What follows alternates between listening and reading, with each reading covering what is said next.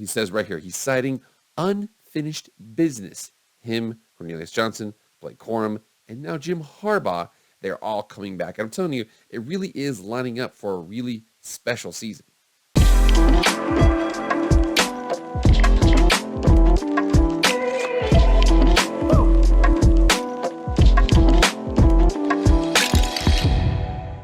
What is up, everybody? It is Jake with Master Football, back at it again. Happy Tuesday. Thank you so much for being here. If you want to be up to date on all things college football, pro football, Madden, EA college football, anything related to American football, hit that red subscribe button. It will not cost you anything. All it's going to cost you is being up to date on everything related to football. And hit the like button too. Please do both of those. Without further ado, let's get into the video. All right, guys. So I bring you to The Bachelor or The Bachelorette or the coachette. Here's what I'm trying to say here, okay? It looks like, for now, the University of Michigan has won the rose of Mr. Jim Harbaugh because, and again, he was talking to Carolina Panthers, talked to the Minnesota Vikings last season, talked to the Denver Broncos so far. He is coming back to Michigan. Here we are on ESPN.com. Michigan head coach Jim Harbaugh says he will return in 2023 from Adam Rittenberg. University President Santa Ono tweeted Monday that he spoke to Harbaugh, who confirmed he would return for a 9th season at his alma mater. Ono, who took over as president in October, said he communicated the news to athletic director Ward Manuel. I love the relationship I have with Michigan coaches, staff, families, administration, President Santa Ono, and especially the players and their families. My heart is at the University of Michigan. I once heard a wise man say, "Don't try to out-happy, go blue." And again, it starts right here that he tweeted his last week. He interviewed via Zoom with the Denver Broncos about their head coaching vacancy. He also had a conversation with Carolina Panthers owner David Tepper about the team's head coaching position, although it was not characterized as an interview, a leak source told ESPN's David Newton. Harbaugh called the Broncos on Monday to inform them that he was remaining at Michigan, ESPN's Adam Schefter reported. So, again, that's a very, very important perspective there.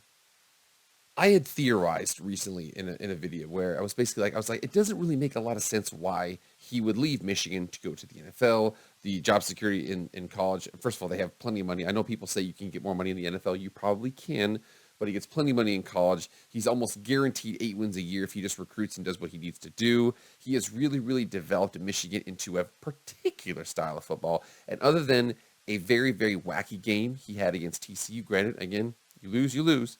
There's that situation, and then TCU was in the national championship game. I think that Michigan really feels like they left something on the table. They feel like, man, we should have been in the national championship. J.J. McCarthy was there on the sideline when they lost last year to Georgia. He was on the sideline when, watching TCU celebrate as they lost to Horned Frogs. And I bet that he wants to come back. It's junior year. He's coming back. He's going to be draft eligible after the season. And I'm telling you right now, the crazy thing is he is not the only one who is coming back. It really looks like there's a lot of guys on Michigan right now that are coming back for potentially a special year. First of all, we got our wide receiver Cornelius Johnson. So wide receiver Cornelius Johnson, who led the team in touchdown receptions in 2022. He will return. He messaged that on social media on Sunday night. He had 32 catches for 999 yards. He's Michigan's number 2 receiver. They're already losing Ronnie Bell and tight end Luke Schoonmaker, who finished second on the team with 35 receptions. But I'm telling you right now, 6'3", 208, really, really good. He joins Blake Corum, Trevor Keegan, and guard Zach Zinter. Lots of guys coming back there. And again, we mentioned Blake Corum here. Okay, Michigan All-America running back Blake Corum. Blake Corum got injured late in the season, wasn't able to go what he wanted to do. But again, right here, he's the leading running back and was ranked as the 5th best draft-eligible running back according to ESPN's Mel Kiper. So putting money on the side, probably getting plenty from NIL, putting money on the side to play with Michigan this next season. Blake Corum is coming back. Remember here, when he was injured and they were worried about the running game against Ohio State, weren't going to be as, explosive as they were. Still get a good job against Ohio State. Had a bunch of big runs there. Blake Corum coming back, really, really dominant running back. And again, we mentioned those other guys too. They got a lot coming back. Also remember here, defensive tackle Chris Jenkins made official return to Michigan with an announcement Monday on social media. Jenkins, who had 54 tackles, including 3.5 loss and 2 sacks, posted as return when players can declare for the NFL draft. He is coming back. It is my goal, my dream to leave a legacy at Michigan, to bring the school to the top where we belong. He says right here, he's citing unfinished unfinished business. Him, Cornelius Johnson, Blake Corum, and now Jim Harbaugh, they're all coming back. And I'm telling you, it really is lining up for a really special season.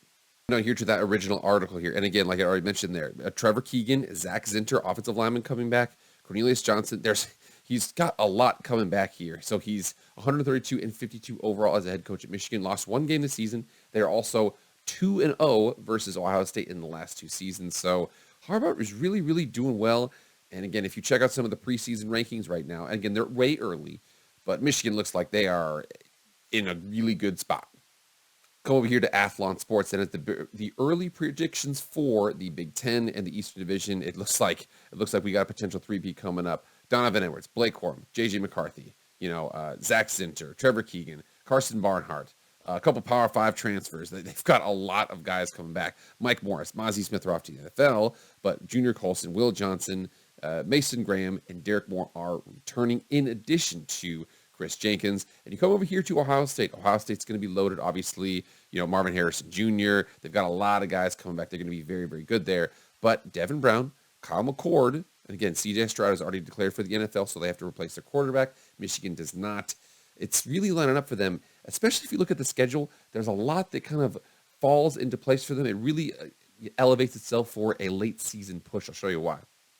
You come over here to their schedule, and I know they got a lot of crap. They played Colorado State. They played Hawaii, two of the worst teams in the country. They had one of the easiest schedules initially in the country. I'm letting you know right now, that's probably not going to change. Now, UNLV had a solid running back. They actually did a decent job establishing the run this year. They did a lot better than people thought they were going to do. Again, not great. But you can look at the schedule here, and they're going to absolutely, you're going to, go to the bathroom, come back, and they're going to be 4-0. ECU at home, UNLV at home, Bowling Green at home, Rutgers at home. Win, win, win, win. Then you think about this. This is how it kind of goes from here. At Nebraska, so that's going to be a tough place. It's going to be Matt Rhule out there, new head coach. At Minnesota, those are going to be difficult back-to-back games there, but I think they can still handle those. Indiana at home, and then at Michigan State. Okay, Michigan State it's definitely, a little bit of that tunnel fighting, things like that. There's going to be lots of things, lots of storylines with that. The security is going to be heightened for that game. And then you come down here to the last games here, so they are off October 28th. And then we start November. I suspect 8-0. I'm not really going to put a lot of money on anything other than that. And then Purdue at home. Here's where it gets interesting, okay? At Penn State's going to be interesting. All right, tough place to play. They go in there. Now, they are a very physical team. I think they should handle that. At Maryland is going to be tougher than people think right now. Maryland last season, they're definitely going to be a tougher out. Taulia Tagovailoa, they've got a lot of things going on for them. That is going to be a more difficult game than people think. And then the last game of the season, Ohio State, Michigan, in Michigan Stadium. Michigan is 2-0 versus Ohio State the last two times they've played. Now, Ohio State, that is sacrilege to say that out loud. But I'm telling you right now, if you look at the schedule here, it starts off pretty simple, okay? You get a couple, tune-up road games here. Again, you can still get in trouble in those road games. And then you come down late in the schedule here at Penn State, at Maryland, tougher than you think. And then Ohio State at home. So it gets more and more difficult the closer you get to the end. But I'm telling you right now, this is the last season before USC and UCLA enter the league. This is a good opportunity for them to do some special things for that. And I'm already checking out because if this season happens the way it needs to happen, this next season, I wouldn't be surprised if you left for the NFL. Now, I come over here to the NFL because there's 5 teams I'm actually rather interested in. Let's get into those 5 teams.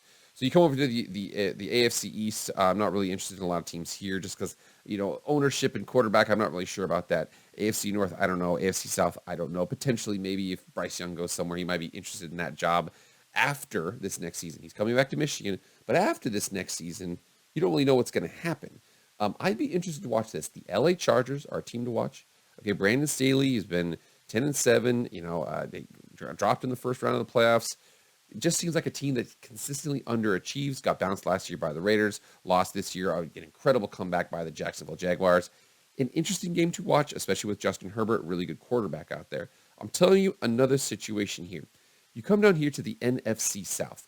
I think that a couple things are going on right now. A lot of players are coming back to Michigan. There's a lot of, Jim Harbaugh was rumored to leave. He's not. So he's at least looking. I will say this. Tampa Bay looks like Tom Brady's going to leave. The Panthers are trying to get a quarterback. Who knows what they're going to get. The Saints look like they're trying to get a quarterback. The Falcons aren't sure if Desmond Ritter's the guy. There's a lot of questions at quarterback in this division. I would not be surprised.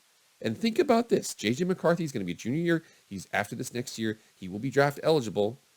Him, Caleb Williams, Drake May. There's a couple good quarterbacks out there that people are already kind of lining up for. I think that more than likely it's going to be Caleb Williams is going to be that number one pick. He's projected right there. Absolutely unbelievably magician-like, escapability in the pocket. J.J. McCarthy, strong arm, not a weak arm, but he is straight line speed with the best of them. Drake May, very good quarterback. So we'll see what happens with them, especially when you start to get them in there and you start to height, weight, speed. You get them, you see their pro days. A lot of things can change there. But I wouldn't be surprised if one of these teams gets that number one overall pick, and they decide, JJ's leaving, everybody else is leaving. Blake Corum graduates, everybody graduates. This is after this next season. Let's say they win the championship. Let's say they don't. Doesn't matter. He might be like, this good core of guys right here, it might not be a bad time to leave for the NFL.